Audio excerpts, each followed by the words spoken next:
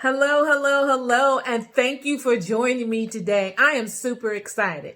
This is Taylor Thompson, and I have a special guest for you today. It is my oldest son, Taylor Thompson. Say hello, Taylor.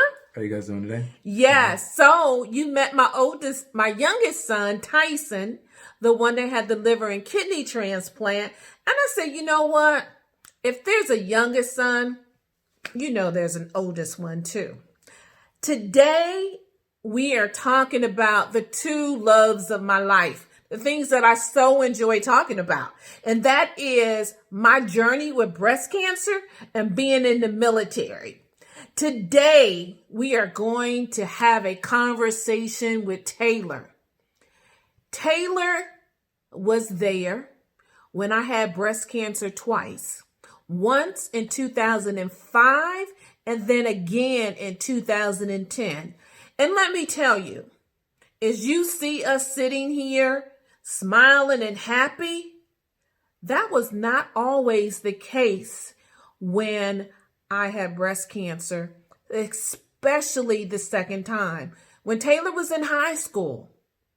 Can you imagine seeing your mom laying on the couch with no hair, coming from treatment, and you as a teenager wondering what you're going to do? Who's going to fix dinner? I don't know. And then to find your brother unconscious. That takes a toll on anyone. I want Taylor to share with you all his journey with my breast cancer and the things that he has had to overcome in being a family member, dealing with a family member, someone that they love, going through this significant emotional event of having breast cancer, but then also having a brother that has had a liver and kidney transplant. Taylor, what would you like to share with the audience, your journey with dealing with a mom with breast cancer and a brother that's had a liver and kidney transplant? Well, mainly just not being alone, and just knowing that, a lot of people go through these things, and as hard as they are, we still have to get through them, What were the biggest challenges you had to deal with? I think for me, mostly it was the lack of information, just not knowing what this disease really is, and the steps that are taken to fix it. I feel like you guys necessarily didn't want to bring us too far into it, but at the same time, that was it made it seem like this was really secretive and really and just made it a lot more like harder to talk about, until we were able to get through it and then really let it out.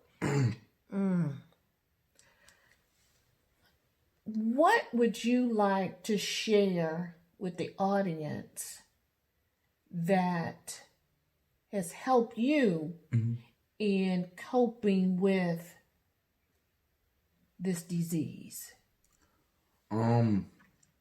Just knowing that there's information out there. I didn't really go and seek out the information because I was scared.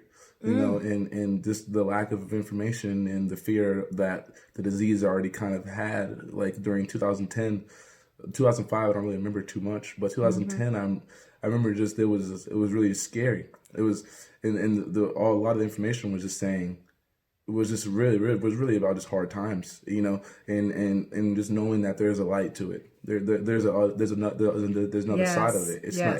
It's not all just bad, there is some good that can come out of it.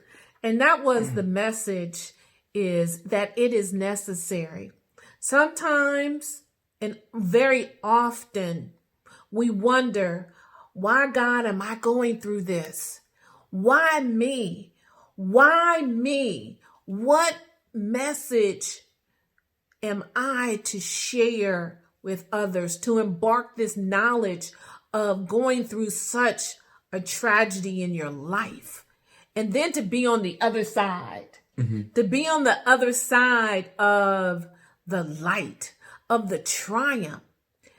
One of the things I know that you do often, Taylor, and that is watch my YouTube video. Well, more specifically, my TED Talk, From Tragedy to Triumph.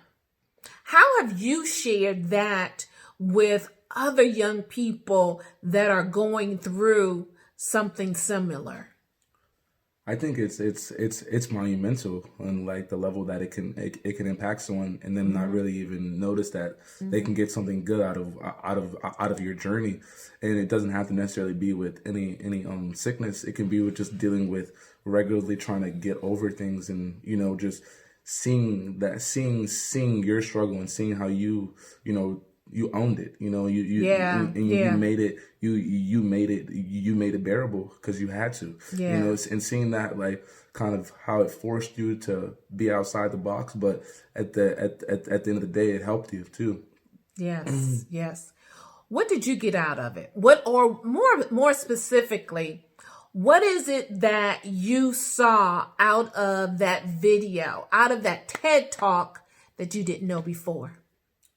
Well, a lot of the stories in general, just about how you will be dealing with things on a day-to-day basis, and like looking yourself in the mirror and not noticing who is there, but then having to make your own, having to rebuild yourself, and because this disease, it does break you down, and I've seen that personally. But the rebuilding is so it's so wonderful too. It's monumental, isn't it?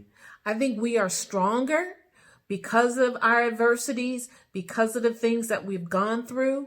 And I know that my challenges were not necessarily meant for me, but sometimes it's for other people, and for other people to be able to heal and to get through the different traumatic emotional events that they are experiencing. Again, sometimes it is necessary, or it was necessary. What is one message, something that you want to leave the audience with? Just to, let everyone know out there that, the information is there and you're not alone. There's one, I think there's 1 in 8, a woman can be affected by breast cancer. And that's, if you have people with 30 people in your classroom, that's 3 people right there. Yes. And just realizing that, a lot of people don't talk about it, but it does affect them. It does. It does. My challenge to you, my ask to you is, if you're going through something traumatic and you need that little bit of help, leave a comment below. Leave a comment how some emotional event, it doesn't have to be cancer.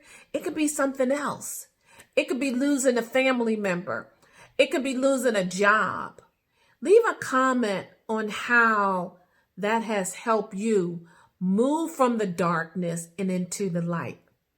Thank you, Taylor, for joining me today. I so appreciate it, and look forward to seeing you tomorrow.